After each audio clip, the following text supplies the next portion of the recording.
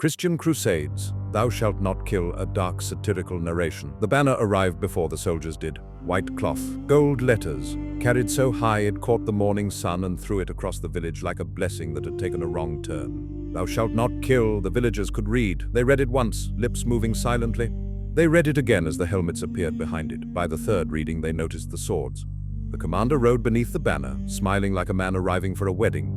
Behind him came priests humming hymns and clerks carrying scroll cases heavier than shields. The scrolls mattered more. Shields only stopped blades. Scrolls stopped doubt. At the edge of the square, the priest raised his hand and announced salvation in 3 convenient steps. Convert, comply, or be counted differently tomorrow. His tone was gentle, almost apologetic, like a merchant explaining a return policy that involved fire. Some villagers knelt immediately.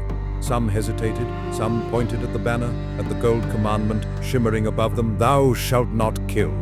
The priest smiled. Exactly, he said. You understand. By sunset, 3 dozen bodies lay beside the well. By morning, the number had grown to 100 and change. The official record later described the incident as minimal resistance, spiritually resolved. The clerks wrote quickly. Numbers behaved.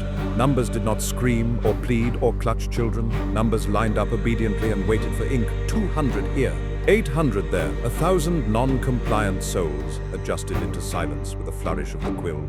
Each report began with a decorative letter and ended with a blessing. Somewhere in the middle, the dead became arithmetic. Weeks passed. Villages multiplied. Columns filled. The banner fluttered above each procession like a halo with excellent travel arrangements. Thou shalt not kill. The words were always clean. The men carrying them were replaced often. In the capital, a bishop unrolled a parchment sealed in red wax and read aloud in a voice rich with certainty. The decree authorized conquest, subjugation, and enslavement in the name of spiritual order. The room exhaled in relief. Permission was a powerful detergent. It removed stains from the conscience while leaving the fabric intact. A junior clerk, new enough to still believe walls were meant to be read, glanced at a painting behind the bishop's chair. The commandment gleamed there too. Does this conflict, he asked softly, with? The bishop tapped the decree. This clarifies it. Clarification was the holiest solvent. With enough ink, any line could bend without appearing to move. The clerk nodded. The painting remained unchanged. Campaigns expanded. Reports thickened. Entire regions were summarized with phrases like successfully converted or no longer populated. The second phrase required less ink and fewer meetings.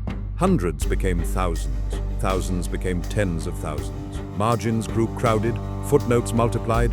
By the end of several seasons, the banner had presided over more souls corrected than a single ledger could comfortably contain, give or take the missing pages. On the road between conquests, soldiers camped beneath the banner. They cleaned their armor, shared bread, and sang hymns about mercy. Sparks from the fire drifted upward, briefly illuminating the gold letters. Thou shalt not kill. The words glowed beautifully at night. In one occupied town, a woman stepped forward and traced the commandment with her finger. She read it aloud, slowly, carefully, as if pronunciation might change its function. Others joined her. Their voices rose together, a choir composed entirely of comprehension. The commander applauded politely. See, he told the priest, they know our values.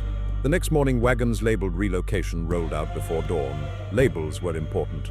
Labels gave chaos a uniform. Years layered themselves like sediment. Languages thinned into whispers. Maps brightened with new colors, while older names faded like ink left in the sun. The banner frayed at its edges, especially around the 6th commandment. It was repaired twice.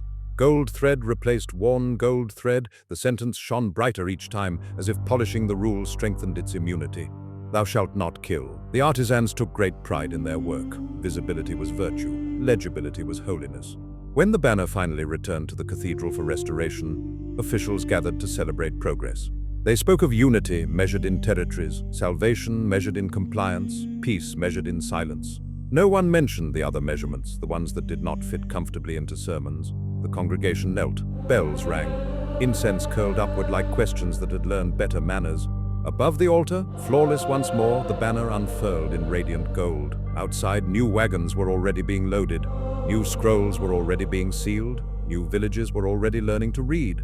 And above the doors, illuminated by candlelight and selective memory, the commandment hovered untouched by everything done beneath it. Thou shalt not kill. It had never been more visible. It had never been more obeyed in lettering. It had never been more absent in practice.